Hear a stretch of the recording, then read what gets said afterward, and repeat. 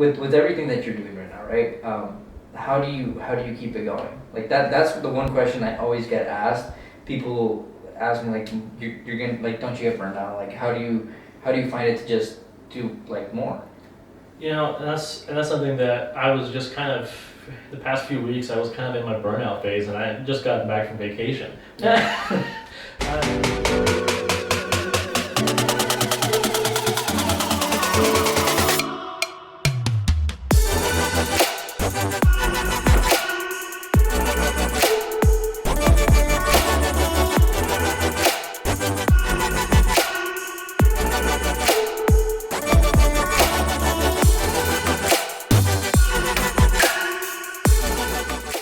here with Ivan Gonick. I'm sorry, Sergeant Ivan Gonick.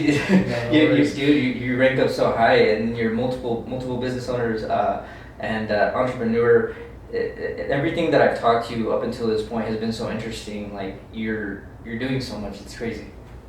It's definitely a crazy journey. Yeah. It's definitely a crazy journey, and having gotten to meet you as well, and just the brief interaction at the event that we met up at, and then kind of running into each other again by coincidence in California. Yeah. Just totally out of the blue. I was in the hotel lobby and he came up to me, and I'm sitting there looking like a total bum, just trying to grind some workout before the day started. And I got that same respect for you because you're out there, you're working, you're grinding it out, you're doing amazing things, and a lot of people don't have the understanding of the amount of effort that goes and involves, and the fact that you've got that same mindset. Yeah, it's amazing. No, it's crazy when you really like the last maybe 6 months. I've been realizing that everything that doesn't happen happens for a reason, and I'm always kind of guided. And I don't believe that like my life is like predetermined or anything, but I'm like, man, it's almost like I'm guided.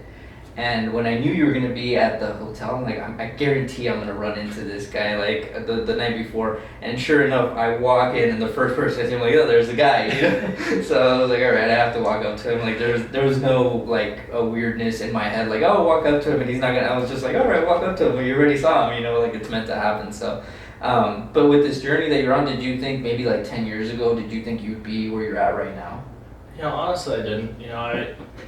Coming from a Hispanic family, my mother, had this vision for me, right? And she always told me, she didn't graduate college. Her family didn't have electricity until she was 15. Yeah. Like they didn't have what we take for granted every single day here in the States. And she told me, you're going to graduate from Harvard. You're going to go to Harvard. You're going to go to Harvard Law, and you're going to graduate a lawyer. Well, look at me 10 years down the road, and haven't gone to Harvard, haven't graduated a lawyer. Yeah.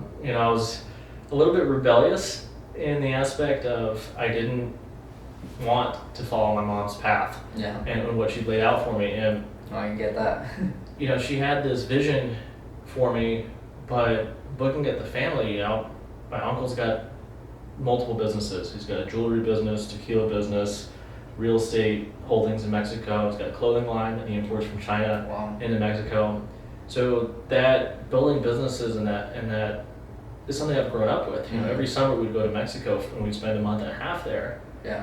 And I didn't want to spend it with my mom cooped up in my grandmother's house. I wanted to be out with my uncles. Now, we got into some trouble sometimes, but I was always there watching them, do business and complete deals and negotiating and, building these relationships. And, whether it was subconsciously or maybe it was just true training that I'd gotten from them, it's kind of what led me up the path. And my mom said, "Oh, you're going to go to college?" I was like, "Nah." Yeah. So I joined the military. Okay, so you went the... So I was like, no, I'm not listening to you. I need to get out of the house. I just turned 18. I went and I signed my paperwork. And I got sent off to Lackland Air Force Base for basic training. And then I got sent off to Mississippi, Biloxi, Keesler Air Force Base. And then from there, I got sent overseas. Okay. And, I always had kind of an entrepreneur drive growing up. Whether it was doing landscaping, I had a couple guys from high school helping me out. We were doing dog sitting, everything. I got overseas and I didn't have that ability to do anything because I'm in a foreign country. I don't speak the language. Where'd you go? I was in the Azore Islands. I have no idea where that's at. So it's called the Hawaii of Europe. Okay. It's 900 miles off the coast of Portugal, and I was on an island called Terceira, which in Spanish is third. So it was the third island in the chain. It was the third largest island, 13 square miles. Mm-hmm. I was on an island that was 13 square miles for a year and a half. Yeah. But it got me thinking, and it was at the point where I was frustrated. I was like, all right, I've covered every single square inch Yeah. of this island after a year and a half. What's next? And I got orders to Phoenix. And I was like, Phoenix. Where were you living before that? So I was in Greenville, South Carolina. Okay. Paradise. Okay. Greenville's beautiful, but it's one of those cities that's still very small, Mm-hmm. and it doesn't have a lot of movement. Yeah. And it's very difficult for you to start a business there because there isn't a lot of movement. There isn't a lot of things that go on, and I didn't want to come to Phoenix. My aunt lives here. I've been to Phoenix numerous times before, and I was like, you know what? No, don't want to go. Don't want to get orders here. Yeah. I ended up coming here, and honestly, that was the catalyst for me. My aunt's boyfriend at the time was doing solar, and he was like, hey, do you want to help me out, make a little bit extra money? How long ago was this? 6.5, almost 7 years ago. Okay. So it was still kind of really, really good back then when solar, because right now it's almost become like the norm, Mm-hmm. But back then it's like when people were pushing it, I'm sure you were probably getting a little bit more for the bang for the buck, I guess, right? Honestly, no. No? So, I have numerous, competitors in the valley. There's probably over 100 different competitors just in Phoenix, right? But what I've noticed is, as the rules and the regulations and the utilities change the rules, it's gotten rid of a lot of the old guys who were stuck in a certain mindset and just couldn't adapt and overcome. Mm-hmm. And now I'd say business is better than it was 5 or 6 years ago. And that's just because if you don't stay fluid in business, and you're not willing to adapt. I think that's one of the things the military has given me, that ability to, hey, you're doing this week, or you're doing this week. If you're not able to move and adapt like that, then you're going to get left behind. Yeah. And that's what's happened. Everything in the past 7 years, right? Uber's grown tremendously. Mm-hmm. Even Lyft has grown tremendously, and it's been become an on-demand, online economy. And you've got solar companies today that are still door knocking. Yep. And not bashing on door knocking, 20 years ago, probably worked great. Yeah. You got to do one by one. Exactly. It's And so time consuming. And that's not an effective use of resources for a business, especially in a business that has to be lean. Yeah. With the tariffs that Trump put on the panels from China, well, that was a 30% cost increase. So how do you stay lean and mean? Well, not wasting your money and time on stuff like door knocking. Yeah. And that's just the big thing, is staying agile and being able to adapt and overcome and stay fluid with the environment. Yeah, I can't remember who said it, but someone said you gotta be liquid. Mm-hmm. And it's like you gotta like really consider like what that means, and it's like, dude, you just gotta, liquid goes through everything, and it just kind of makes its way to wherever it wants to be. And then there's that other one that's like, hey, dude, rock gets water cuts through rock, not because of the actual like sheer, but through the persistence, Mm-hmm. So it's like, dude, liquid, it's really, really strong like meaning behind it. You gotta like really be able to just kind of move with the flow, go with it. Yeah, I think Bruce Lee had a really good quote of, "Don't be the cup, be the water in the cup." There you go. Yeah. I was thinking of that one too, but I just couldn't remember actually what it was. So, but that's cool. So you just started kind of overcoming all these things and going with it. And then right now, so you have the Veteran Solar, but what other businesses do you have? So I've got Veteran Solar, and I've got Tom's Outpost, which is a gun and outdoor goods e-commerce. The passion behind that started because of my father. Okay. My dad absolutely loves being outside and camping, fishing, hunting, all of those things. And when I was actually stationed overseas, he was diagnosed with Parkinson's. Oh. And seeing him struggle with Parkinson's, it made me kind of think. I was like, all right, what can I do to grow a business so that I can have him do something he enjoys Mm-hmm. and allow him to retire from his current 9 to 5. Yeah. And that's why we started Tom's Outpost, and that was the reason behind it. Is all right, hey, let's build a business so you can do something you enjoy. Yeah. Versus doing something that pays the bills, but yeah. My biggest question with that one is firearms. There's so many restrictions on everything, right? Like, was that something that you knew going into it, or was it something that you found out later on and you kind of just had to overcome? We knew a little bit. Mm-hmm. we knew, it was going to be difficult, but we didn't know how difficult it was until we got in it. And it took us a year to get licensed federally, to get our federal license before we were even able to sell a single gun. Yeah. And we were like, all right, so what do we do? And then we started trying to run, social media ads. Got 2 ad accounts disabled, right? It was like, oh, I can't do this. So we had to come up with a unique strategy to bring clients in and let them know that we're out there. We're cheaper than Cabela's, we're cheaper than Bass Pro, same thing now. We're cheaper than most mom and pops, but the word, and that's the thing, is getting the word out there and marketing. That's always the biggest thing, is how do you let people know? Because then if not, you're going back to traditional door knocking at that point. Correct. And you're trying to go one by one, and that's, I've always wondered that, because I can, eventually, I'm sure right now you're doing well. No, we're still in the growing stages right now. We're doing better than we were 2 years ago Yeah. when we initially launched, but we're not 100% where we want to be just yet. And I think that'll come with time of, just more word getting out, and Exactly. Word of mouth is the most valuable asset. Social media advertising is great. Google ads is great, expensive, but it works great. But the big thing that we've noticed is just kind of word of mouth and building that loyalty among our customer base, so that they go out and refer us more people and give a gift card to their friends and that kind of stuff to bring them back to the store. Yeah, for somebody who's maybe they're not starting like a company that does firearms or sells firearms, but somebody who's starting a company that's maybe in that same tricky zone for it's like some ideas or some out of the box thinking for marketing that you would tell those people, like, man, this actually, like, we weren't even, and it might just be for you, you know what I mean? It might just be something that worked for you, but what's one that worked for you that you were just like, man, that was so out of the box. So I've got one, and I don't know if I'm allowed to say it, but I'm going to go ahead and say it anyways. This was late at night, and I was... I think I know what you're going to say. That's the wrong way to start it. Okay, go. Late at night, and I was sitting there reading, and I came across a white paper from Grubhub. And they were in that kind of same boat. They were cash strapped. They needed to get the word out about what the heck they did. And this was, a few years ago where people weren't using Postmates and Uber Eats. Yeah. And Uber Eats wasn't even a thing 2 years ago, right? Yeah. And they needed to get the word out, and they couldn't spend the money on Google Ads. They just didn't have it. Yeah. So they turned to adult entertainment sites, right? Mm-hmm. And they realized that the ad is really cheap, and I'm talking about cheap, like cents. Yeah.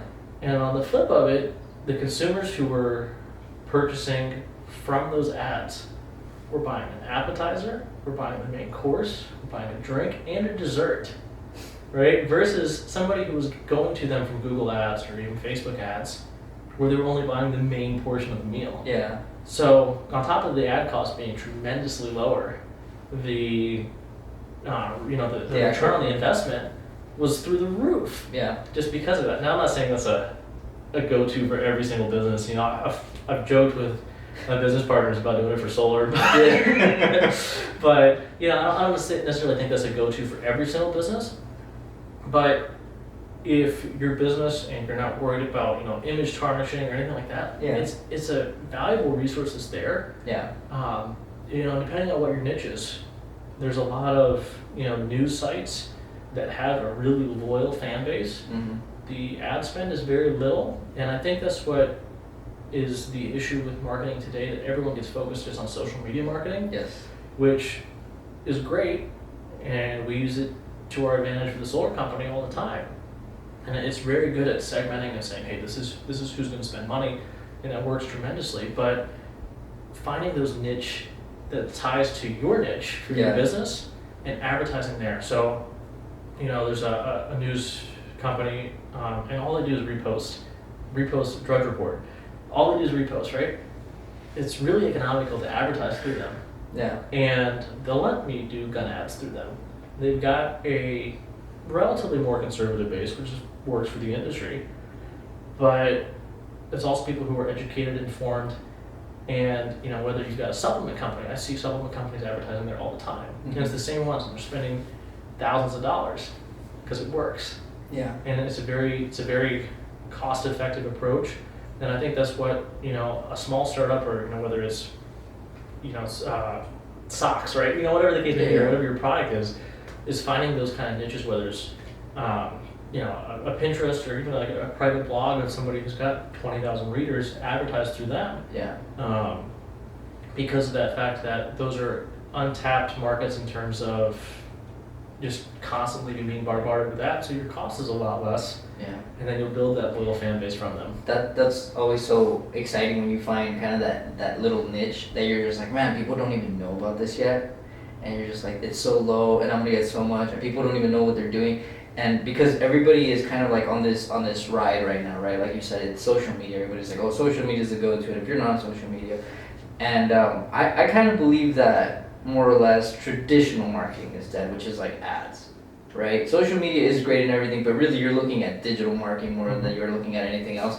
But there's so many that have like already been like just killed to death. You know, like Facebook, man, the cost on like a return, even though they try to make it seem appealing, like 32 cents, 50 cents per engagement, you don't really get anybody to buy anything until you're about like at $2. So when you find something that's like cents, I mean, I would get excited too. Exactly, you know? right? How did you find that? Like, because I know that you were reading through like an article, but was it that you were actually looking for like ways to market it different, or did you just kind of stumble upon it? It was because we couldn't advertise on Facebook or Instagram for the firearms company. And we were at the point of, all right, hey, what are we going to do? We need to get money coming in through the door to keep the business open and running. Yeah. And I was probably midnight, 1 o'clock in the morning. I'm just sitting there looking for, I think I Googled how to advertise firearm businesses. It's just something, and I was like, you know, I'm going to throw a shot in the dark, throw the arrow out there and see what comes back. And it took me on to the next step of, well, advertising in non-traditional means.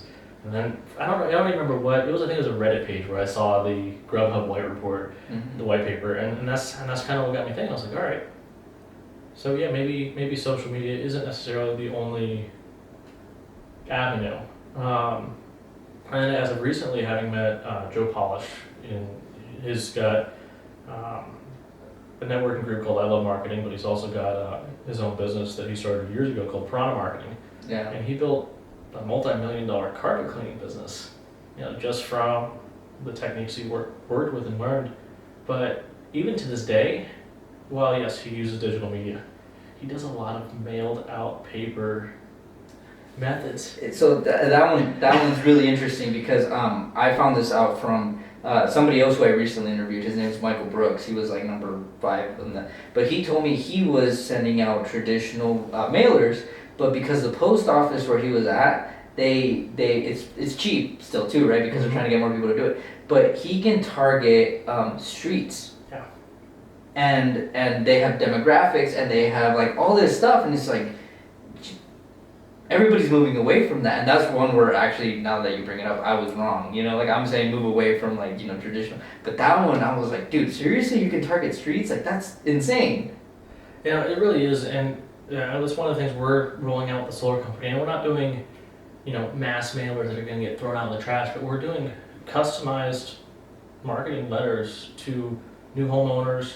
On top of that, you know, we can find through the Postal Service and even through Experian, which a lot of people don't realize that, you know, these credit reporting agencies have all your history. They've got your purchase history. They know what you buy. They know how you buy it, and they know what you like to buy. Think about talking out the box. That's thinking out the box right there. Something like Experian or TransUnion or something. Well, they sell the data. Obviously, you know, it's stripped to a certain point. Yeah. But it still has name, phone number, email.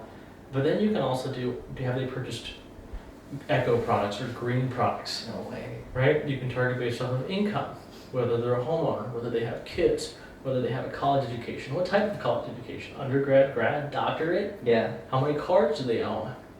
And you know, there's so much targeting that you can do just off of an Experian report that, and it's more involved, right? It's not as easy as just going into Facebook ads and, hey, this is a cool picture, this is a cool video launch, this is my demographics, because it requires a little bit of work. Yeah.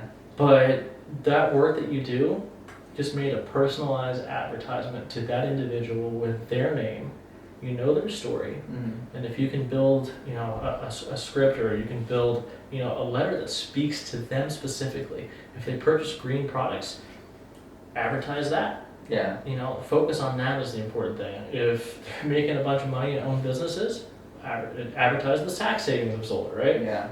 And it's all about, it's almost social engineering Mhm. to a point, but just engineering your advertising to hit them in a better manner. And I don't think anyone's doing that right now, and that's something that we're trying to bring in to ourselves because no one's doing it. Yeah, from a entrepreneur, business owner perspective, everybody's like, yes, that's awesome. I love to hear that, right? From people who don't have businesses, who are like, oh man, anybody can get my information at this point. That's true. So it's like the two opposite sides of It the is. spectrum. One person's like, ching, the other one's like, oh man, that sucks. I myself, I'm like, oh man, that's why I get all these spam calls every single day about like my student loans. You know, if anybody's able to get information on my student loans, they know exactly how to target you. They do. And they're probably a lot better than we are because they have no shame. No, they don't. You know, you never know who's going to call you and try to consolidate your debt, and you're like, man, I don't even have any debt. Like, this is so. But with everything that you're doing right now, right? How do you keep it going? Like that's the one question I always get asked. People ask me like, you're gonna like, don't you get burned out? Like, how do you find it to just do like more? You know, and that's something that I was just kind of, the past few weeks I was kind of in my burnout phase, and I had just gotten back from vacation. I You wanted to stay longer. I wanted to stay longer, and I find taking vacations is actually worse for me than just staying out and grinding out, because I'm like, man, I'm not really focused on the businesses. I'm kind of just laid back, relaxing. This is nice. Yeah. And it's all about combating that personal apathy. You know, I am just now getting back into my normal routine. Typically, I'll wake up around 3 a.m., 3:30, do some type of physical fitness, and then just kind of go straight to working. And while I still have my active duty commitment for the next year or so, so I've still got to go to my 9 to 5, which is 7:30 to 4:30. I still go, you know, do my work for the Air Force, and then come back home, and it's massive time management. You know, whether if I'm up at 3:30 and I won't get stuff done if I don't wake up, and if I don't, that throws my whole week off. If I miss one day, it throws my whole week off. Yeah. And you know, my lunch break from the Air Force, same thing. I've got my laptop, I've got my hotspot. I'll sit in my car, do some more work that I need to get done, and then from there I come home, and it's definitely a strain on the relationship, strain on the marriage. And thankfully, I've got a wife who sees the same vision. Yeah. And I think that's something that anybody who's got, you know, who's in an entrepreneur lifestyle or who has a family and is a business owner, is definitely getting your significant other and even your children on board. That's something that doesn't happen a lot, and that's what leads to divorces. Yeah. And you need to get your partner into that same vision mindset of, hey, I'm going to stay up late with you and help you grow the business, you know, regardless of what else they're doing, and have them take ownership and say, hey, this is yours, run it, manage it, this is your portion of the business. Put them on the paperwork. You know, some people will say, well, you don't want your spouse on the paperwork, you can get divorced. At this point, you know, you either trust them or you don't. And if you can't trust them to put them on the paperwork, you shouldn't be with them. Yeah. That's the other thing is like, if you're thinking that far ahead, it's like you really probably shouldn't have the business. You shouldn't. You know, because it's like, I can't remember who I was talking to, but like, man, the house, like, if you get the house and it's like, don't screw me over or something like that in case something happens, it's like, if I was going to have a house and I didn't put somebody else, I was thinking because I don't want them to get screwed over if we ever lose the house and then we can't rent anywhere else.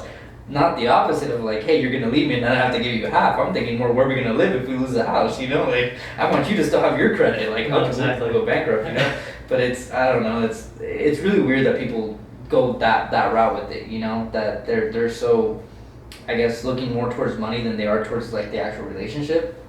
That it's like, that's what's kind of priority. No, it definitely is, and when you get in that mindset, you go ahead and establish the status quo for the relationship, right? If you're saying, hey, you know what, I don't want you on the business name, I don't want you on the house name, because if you leave me, I'm going to have to pay out half. At that point, you already got that doubt, or there's already some type of trust or relationship issue. Yeah. So maybe you should take a step back and say, okay, hey, why do I have this doubt? Is it something, you know, they did, or something that I did that I haven't fessed up to? Yeah. And, you know, me and my wife, we've got everything is split equally among both of our names, and because I trust her and she trusts me, and you know, she's in the business and she's on the home and everything, right? Because if I can't trust her, I can't effectively go out and run the business because I'm thinking of issues at home. Yeah. And you can't have that doubt and successfully run a business. And I see so many, you know, couples who are running businesses together, who ended up splitting, and it's because of money, because they didn't have that trust, or there was something that was missing right up front that should have been taken care of. There's always these like core questions that everybody asks, and when it comes to business and family, people like always ask me too, like, how is it that you're able to split time between family and business? And to me, I'm like, it's easy. One time I heard this thing about like stacking time, right? And it's like you have 24 hours, but instead if you can get like, okay, well I have 1 hour family, 1 hour work, and you get those two and you just stack them, now you have an extra hour because you basically stack the 2 hours into one, right? Yeah. So I was like, oh, that makes a lot of sense. Once I heard that, I was like, all I gotta do is just make sure that I'm able to do, like, my kid has this little table that he puts in here while we work, and he's on his iPad and he pretends like he's working. It's hilarious, but it's just like about stacking time, right? And people are always asking like, well, how do you do it? And I'm like, well, you just spend time with them with what you want to do, you know what I mean? And if they don't want to do it, then you're just gonna have to take another piece of time that you want to do something for you and you just spend it with them. But I think that most people just say, okay, well I have 24 hours to the business, and then my family wants like 5 hours, and then I'm on my phone, and it's like, well, it's never gonna work that way, because if your family did that to you with the business and you flipped it, like, you would be pissed too. So I don't know, for me it just made so much sense, but I don't know if that's something that maybe you do too, or you just try to like block as much as you can with something them. I struggled with getting married. Me and my wife have been married for 3.5 years now, and having a kid changed it. Oh yeah. It changed it tremendously, and I love my son to death, but he changed time. Yes, the perception of the perception of it, and he changed my motivation for why I was doing what I'm doing. A lot of people are saying, oh, it's impossible to run a business, or it's impossible to have that motivation. Have a kid. I'm telling you right now, have a kid. Oh, yeah. Because it makes you even more motivated. When I was just newly married, it was just me and my wife, we didn't have any money whatsoever to our name. I mean, I was selling Xboxes, TVs. I mean, we were selling everything we had just to meet Those expenses. are the best stories, right? Those are the best We stories. were broke, and it wasn't even like, broke in the aspect of, okay, yeah, paycheck to paycheck. Nah, it was negatives. Like, every single month, I'm like, man, it's just red. What can I sell? What can I go do? What odd job can I go do? Looking on Facebook for people who need like basic landscaping, hauling trash to the dump, whatever. Because we were so broke when we got married, and it was a struggle, and we didn't have anything. And having that struggle together really helped build our bond. But then once we had our son, it was, all right, babe, you need to get off the phone. So, and I still struggle with it. My wife says the only time I care about if you're on the phone is dinner time. Yeah. Put the phone away. She's like, I don't care how fast you eat your food, just don't be on your phone while you're eating your food. So sometimes I'll finish my food in like 2 minutes. I'm like, all right, babe, gotta go back. Yeah. But it's having that open and honest relationship, and everyone sees Instagram or social media, and they only see the happy side of things. Mm-hmm. Without a doubt, we've got our disagreements, and that's okay. And I don't think it ever gets highlighted at all whatsoever. Is you're gonna have disagreements. Everyone will see on social media, oh well, so and so's having such a happy life, or they're doing such amazing things. You're not seeing what's behind the camera. You're not seeing the arguments, the tears, we're so broke we can't afford anything, but thank God we're at the beach and we can take a picture and make it look like we're vacationing, right? You never see that side of the coin, and it's okay to have those struggles, and you should have them. Because if you're not having those struggles, there's something wrong in the relationship where somebody's disconnected, and that's going to set your relationship up for failure, but also your businesses. And it's about that mesh, like you said, right? Stacking time. My wife, she takes care of our son and does an amazing job, and she helps with the businesses where she can as well. And she understands that, hey, you know what? Right now, while both businesses, the solar company's been around a little bit longer than the gun company, both of them are still, newborns. Yeah. And using that child analogy, a newborn needs to be fed, diapers changed, patted on the back. It needs a lot of time. Now, hopefully in the next 2 or 3 years, it's going to be to the point where it's 100% self-sufficient with just, and the toddler teenage phase of just a little bit of correction here and there, and it'll continue to flourish. But that's the other thing, is being understanding of, okay, what stage is your business? And you yourself understanding what stage your business is in, because if you pull the training wheels off before the business is ready to just go on its own, well then it's going to lead to failure as well. Yeah. No, that's absolutely true, because right now, where we're at with the business, it kind of blew up a little bit faster than I was expecting. And I'm like, man, now I gotta pay a little bit extra time to it, but at the same time, I can't ignore Yeah. my own responsibilities that I had before, right? And I don't know if you experienced that, but it's like you had these certain responsibilities, and as your business grows, it starts taking you like more time away from this. But because of this, it's like you can't take away from this just because this grows. You know, it's like Exactly. this doesn't change. Like it's not like this grew. You know, No, it didn't. so it's It like didn't so grow. why are, yeah, so it's like why are you gonna take away from that? And that's kind of where we're at. And what really helped me actually, to be honest, is moving over here, because I was able to combine the work hours with family hours. Yeah. So I bought myself some time. I cheated a little, you know. I'm able to kind of blend the two a little bit. So, but dude, it's just crazy that it really is insane that that's the one concept that people don't tend to understand, especially that family really is the engine that keeps you going. You know, it really is, and that's, you know, if I'm struggling to stay awake at 10 or 11 o'clock at night, I'll pull out some pictures of my son when he was, 2 or 3 months old. Mm-hmm. And I look at those. I don't look at him now. He's not as cute as he was back then, right? But I look at those pictures. I'm like, all right. I'll pull out a couple of videos and I'll see, some videos of him being happy. Whether we were at the beach or up in the mountains or at Disney. I listen to that laugh. I'm like, all right. That's why I'm doing what I'm doing. That's why I'm staying up late while everyone else is asleep. Yeah. That's why I'm motivated to continue growing this, because I want that flexibility. I love the Air Force and I love what I've been able to do, and I love being able to serve. But I'm at the point now where I want to be able to spend more time with my family. Yeah. And if I don't have that 9 to 5, then I can just focus on the businesses 100%. The business will be better because I won't be just doing 40 hours a week. I'll be able to put 80 hours a week versus the split time between the service and the business. But then I get you on that. yeah. But then flip, I've got 3 businesses. I've got my wife, I've got the Air Force, and I've got the businesses, and be able to cut one of them out. That's kind of like buying my time, similar to what you did. But the other thing is, and I get criticized a couple of times, and I'll say, oh, I got the landscaper coming, or I got the cleaning lady coming. Buy your time where you can. Oh yeah, no. My family, and speaking of the Latin side, did you get it from your family? Is that Oh, what you're yeah. talking- Yeah. No, I told him, my mom, she was recently here, and she was about to go right back into the grocery store and fight over like something of water or something like that. And there was this long line. It was gonna be like 10 minutes. I was like, Mom, you're getting $2 back for like 10 minutes. Like, let's get out of here. Like it's done. Let's go.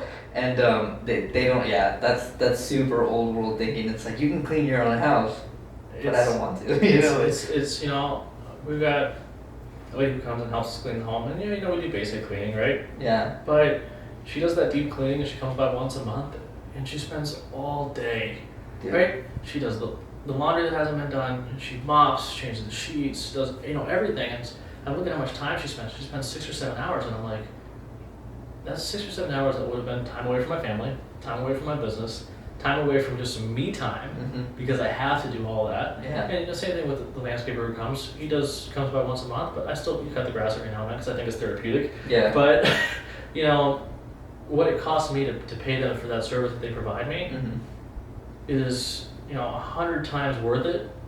And sometimes it comes out to so little when you actually do the math. Oh, without a doubt. You're like, man, I'm really like, I feel like I'm not even paying these people that much. Like there's certain people that I pay, and I'm just like, when I really do the math and I split it down, like that's $11 an hour sometimes, Yeah. And for them it's a lot because it's a one-time pay throughout the day, and they get enough. But I'm like, dude, this is nothing. Like, and sometimes I feel bad, and I'll like put a little bit more, But I'm like, dude, like people need to understand that you're paying somebody $50 for an oil change, right? And you're like, well, they did it in 15 minutes, but it takes you 3 hours. Yeah. Like, it's worth it. Yeah. It's truly worth it. You brought up the oil change. I love working on cars. This is one of my my passions. But I don't have the time to take an oil change. I put on the 40,000 miles a year on my truck. Yeah. You know how much time that would be? It's just like little things like that, and I think the big thing is Can we understanding. go back to the 40,000? It's funny. There's every interview I do. There's something that some person says, and you've said a few already. And I was like, no, I'm not gonna call them out because I've been doing it recently. That's a lot of freaking miles, dude. It is a lot of miles.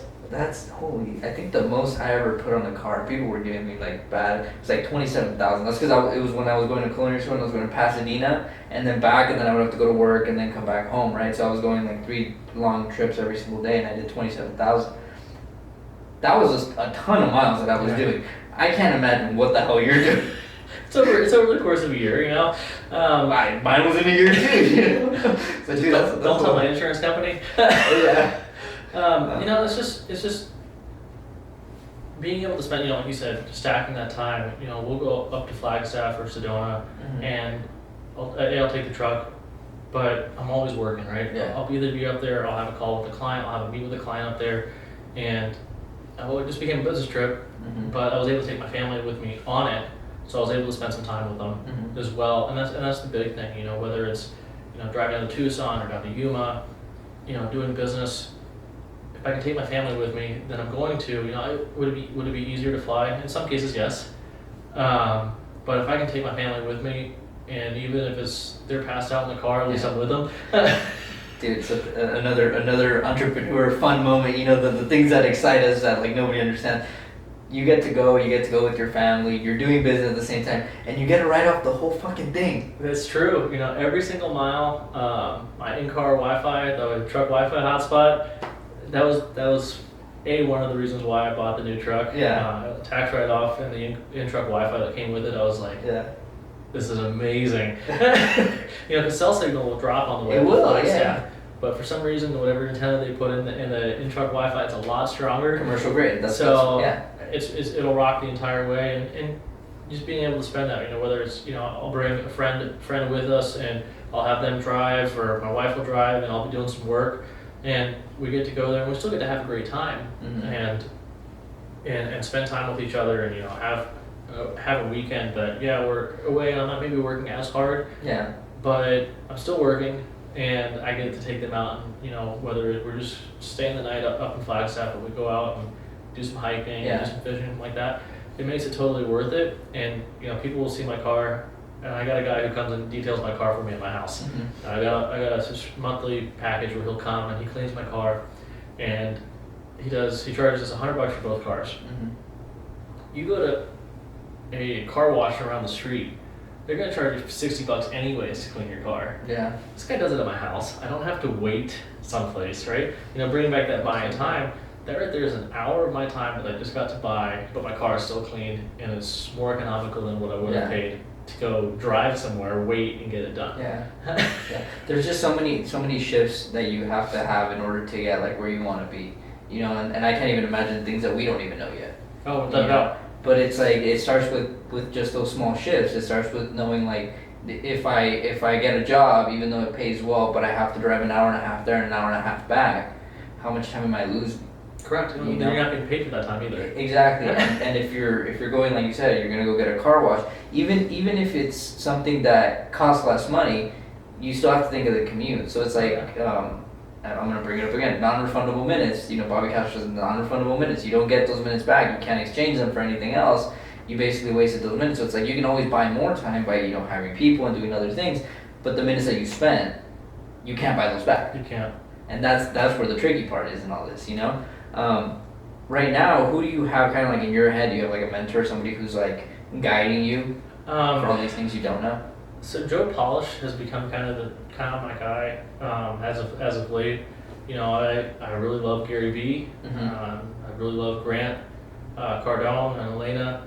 But as of late, you know, having been able to spend some one-on-one kind of personal time with Joe Polish and see kind of behind the scenes of how he runs and how he works, and being able to just, you know, send a text to him and being able to spend, you know, he was getting some stuff done, and I was like, where are you at? I'll meet up with you. And just going and being able to, and it wasn't anything like just, you know, mind blowing, but just seeing how he's operating at that level that he's at right now, and that's kind of where I want to be, you know, in 10 years, 20 years, seeing where he's at and how he does things.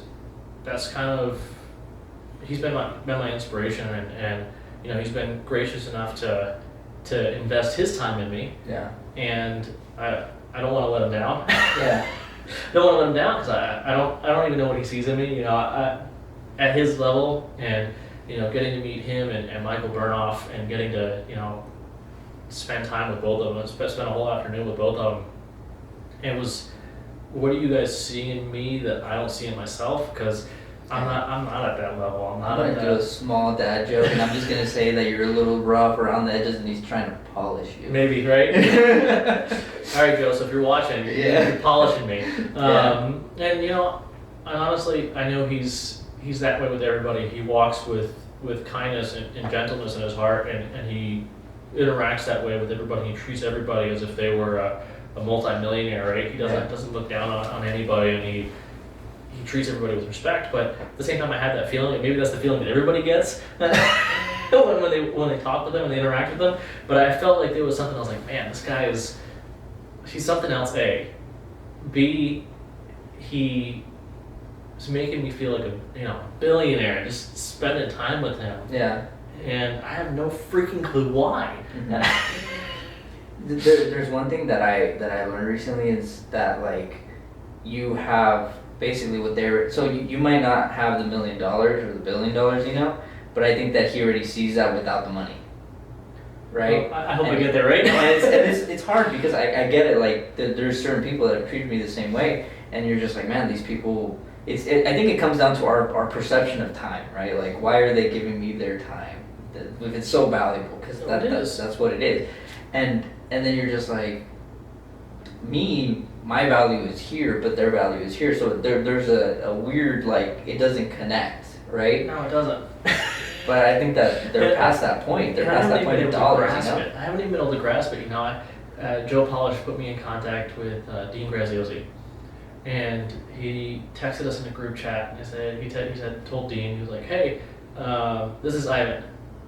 And he was like, he said, hey, Ivan, this is Dean's number. And so I texted him, and I think what I said was, oh my gosh, I'm having such a fangirl moment right now because he texted me back, and I was like, wait a minute, Dean Graziosi texted me back. Yeah. And Joe Polish is definitely kind of, he's not like in the spotlight. Uh-huh. He's kind of more subtle, and that's what I admired on him, because he's definitely not that, out there in your face. He's behind the scenes, but he moves. Yeah. And he's moving behind the scenes.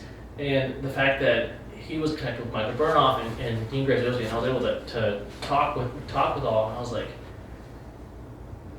Joe and Michael both saw something enough to share Dean's personal contact info with me, and it's like you were saying, it's like I just can't grasp it. Mm-hmm. Maybe I'm not at that level yet. Yeah. The value of their time, I was like, man, I don't feel worthy of their time, because I don't feel like I'm doing enough. Yeah. To even get that time from them. That it's whether it's a quick text here or there, or what's that text in time wise, if you can quantify it in dollars worth of them, $20,000-$30,000, right? If not more, right? Yeah. So it's like, man, a second out of their life is just tremendous, and like you said, I don't think they're looking at it at a dollar aspect anymore. Mm-hmm. It's just like, hey, you know what? This is it. Yeah. I'm there. Yeah. Do I want to continue to grow my businesses? Without a doubt. But now I think they're looking at that next generation of entrepreneurs and that next generation of business owners to give back to the community as a whole. Yeah. To give back to people who are driven and motivated. And I think that's where the mindset is for them right now. But it's still hard to grasp. Yeah. Yeah. There's something that someone told me, and that was that we should focus, at least us that were young, we should focus on finding the next generation ourselves, because that's right now you see you see like Rand, and you see Bradley, and you see all and Milet and all those people, and they're hanging out together. But it's like, if you could get in early enough with the people who are about to make it, then you guys, when you're up there, you don't have to focus on making those connections after. Instead, you guys were the ones that kind of made it together, So it's like there's these people out there right now, but it's so kind of hard, because it's like, who really is going to be the next star that rises up above kind of the. And I think it's very circumstantial, and circumstance in terms of the people you've got around you. I remember, I guess it was about 3 years ago now, I had a men's coffee group where we'd meet up at 5 a.m. every single morning at Starbucks. It was just on Fridays. We'd meet up at Starbucks, and I didn't necessarily think anything major was going to come of it, but still having those relationships and you know, at the level that I was at then, Mm-hmm. it was still, it was motivating because I could see other people putting effort forth. Yeah. And we did it on Fridays so that we would stay motivated during the weekends, right? Because the weekends Okay. is easy, right? You're Yeah. distracted, you've got, you know, family commitments, birthday parties, you know, whatever. So we would meet up on Fridays so that we'd stay motivated and driven for the weekend, and we'd ask each other, hey, what are your goals for the weekend? Yeah. What are your goals for the business for the weekend? And we'd meet up on the following Friday. Okay, did you meet them? Did you exceed them? Did you fail miserably? Yeah. And it was just that small accountability aspect that was tremendous for me, especially early on in my in my journey of being able to text somebody and talk to somebody and say, hey, this is what I'm going through. Hey, this is what's going on in the marriage. This is what's going on at home. This is what's going on in the business. Yeah. And were we like super close friends? No, not all of us, but we were all there with the same mission Yeah. and the same vision in mind of being successful at some point or degree. So we'd help each other out. And you know, yeah, you're right. You never know who's gonna make that break and who's gonna achieve that level of success. But still, just treating everybody the same. Mm-hmm. And I got to meet Ishan Goel and hang out with him. And I see him and I was like, man, this guy's a kid. He's young, right? Or Casey Adams, right? I was like, man, these guys are young, right? And you know, getting to hang out with them and getting to go see their place and see their house and everything and see where they work. It's like, man, these guys are young. Like, what the heck am I doing wrong with my life? He's one of the ones that got me like kind of like that fire under me because I was like, dude, it's a weird feeling and it's nothing like degrading on my end or on any of our ends, but it's like it's this weird feeling to have a role model That's younger. that's like 18 or 19 years old. It's super weird, It you know? is. And you're just like, I look up to you know, I look up to you and you're just like, it's nothing weird, but it's one of those same like mental things that you're just like, this is really weird, you know? No, it really is. And you know, having gotten to spend time with them, I think the biggest takeaway is, you know what, they're people too. Mm-hmm. And you know, for anybody who's, you know, an aspiring entrepreneur or somebody who is looking to start a business or grow a business, I think the biggest takeaway, right? If you get that opportunity to meet somebody who is at the level you want to be or even higher, just treat them like a person, Yeah. right? Never go in there, because you know, you can tell. And I'll have people come to me and say, hey, can you help me out, or can you do this, or can you talk? You can tell the people who are looking for something Yeah. versus people who are just looking to learn. Mm-hmm. And while learning is taking something, I would rather spend my time with somebody who's wanting to learn because I can learn something from them. Yeah. And I don't want to spend time with people who look at me as if I've achieved something, because I don't feel like I've achieved anything yet. I want to hang out with people who are in that same journey and that same growth, and whether they have achieved tremendous success already, Yeah. I still want to just treat them with that same, hey, we're on the same journey, right? Yeah. We're all in this together. And No, you're good. You're good. getting teared up. Yeah. No, it was funny. My wife yesterday when we were hanging out with you, she's like, wow, "Who's this guy?" And like, "Why are we hanging out with him?" And I was like, "We met at a conference." And she was like, "Okay." And then like, "Have you like hung out with him before?" And I was like, "Kind of." At the hotel, I was like for 30 minutes, and she was like, "And why is he?" And I'm like, "I don't know. We just like we're hanging out. It's not weird, you know. Like he offered to help us move. I think that's good enough in its own." So, but yeah, it's like, no matter who it is, you just kind of treat people as people, you know? And Exactly.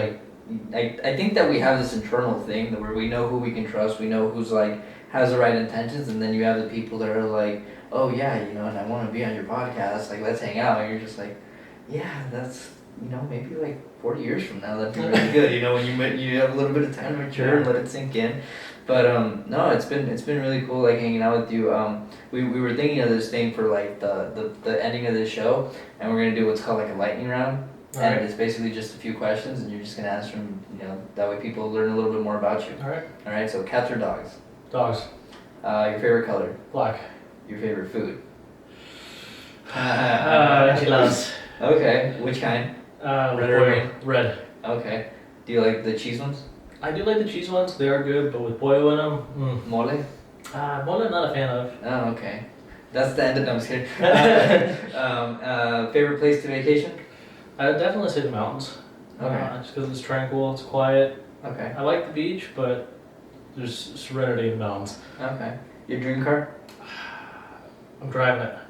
Really? I've always, growing up, I always wanted an F-150. My first car was a Ford Focus station wagon, Oh wow. right? Didn't even know they made those. It was a while ago. It was a sexy beast, right? It was the most gorgeous car ever because it was a car. Yeah. But I always wanted a truck. Yeah. And, I love a Tesla. Teslas are nice. F-150. I've got the diesel F-150. Yeah. That's my car right there. Okay, cool. What's next? What's next? The wife will say another kid. I say, the next thing is, working on growing the solar company nationally. Yeah. We're about to expand in Texas. Texas and Florida are on the horizon, and I think Sweet. that's the next step is just to blow it up to all 50 states and hopefully go up for some VC funding. Yeah. I have no idea what that is, but I know you get there. So. Venture capital. Oh, okay. Cool. Good deal, man. Well, hey, I appreciate you coming on here. I'm gonna go ahead and let everybody. We usually like tag you in the video itself. Is there anyone you want to shout out or any last thought you have? Definitely, I want to shout out to Joe Polish. You've changed my life, and we've only known each other for 3 months now. And the first interaction with you. Hey, I'm going to send you the book that I haven't released yet. That book is a gold mine. So when Joe does release it, go out there and buy it. People have tagged the book on his Instagram already that he sent it out to. It's a killer book. Joe's got a lot of books out there. Go read them. And go follow Joe. He's a genius, and that's why he's got Genius Network. But go follow him, and I appreciate all the help and support he's given me. And that book, just to kind of end real quick, is it for sale yet or not? It's not. It's not. Okay, so all the other ones I'll go ahead and I'll put in the description of the episode on YouTube. And once it is out, you can let me know and I'll update it and I'll put it on there, okay? Sounds good. All right, thanks, man. Thanks I again. appreciate it.